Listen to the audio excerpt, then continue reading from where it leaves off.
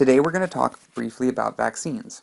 Vaccines prevent disease, and we know this because since their invention, diseases like polio, smallpox, and many more have been virtually wiped from the face of the earth. It's important to have as many people within the population vaccinated as possible. This is true for a variety of reasons. However, there are two reasons that are most important. First, there are a certain number of people within the population who simply aren't eligible to receive certain vaccines. Women who are pregnant, people who are actively ill, as well as those less than 8 weeks old, are generally considered to be ineligible to receive most vaccines.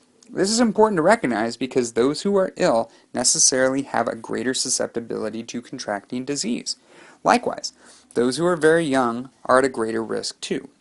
Now, it's true that infants get immunity through breast milk, but it's also true that they're very much dependent on the extent of the maternal coverage. If the mother isn't immune to something, then she can't very well pass on immunity to that thing she's not immune to.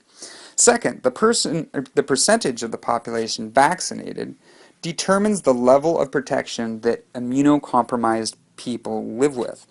This can be easily understood by the concept of a herd of antelope on the Serengeti. Those creatures at the periphery are at greatest risk for being eaten by the lion or the cheetah, and those at the middle of the herd are protected by the distance from themselves to the periphery. Very similarly, the immunocompromised individual is protected by the layers of the people in the community around them who have been vaccinated, and they are put at risk by the individuals in the population who refuse to be vaccinated or who don't get their boosters. Lately, there's been some media attention paid to some fringe pseudoscientists and popular celebrities who have laid some claims that vaccinations cause autism. Their main concern is focused on the fact that autism often becomes recognized around 18 to 24 months after birth.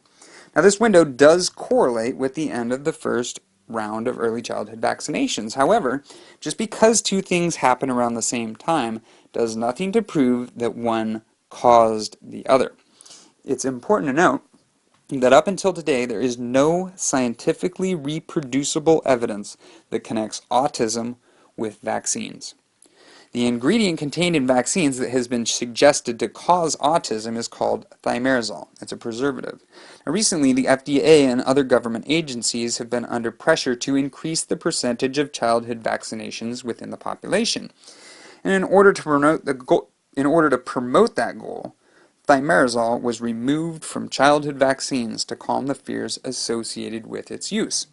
Now, one would expect that if thimerosal, alleged to cause autism, was removed from vaccines, then you would see a decrease in the rate of autism. But this didn't happen. Actually, rates of autism have remained quite stable despite the removal of thimerosal.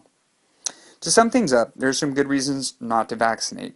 Active illness, age, allergies to specific ingredients in the vaccine, and pregnancy are all good reasons to avoid specific vaccines. Fear of autism secondary to thimerosal exposure is a poor reason.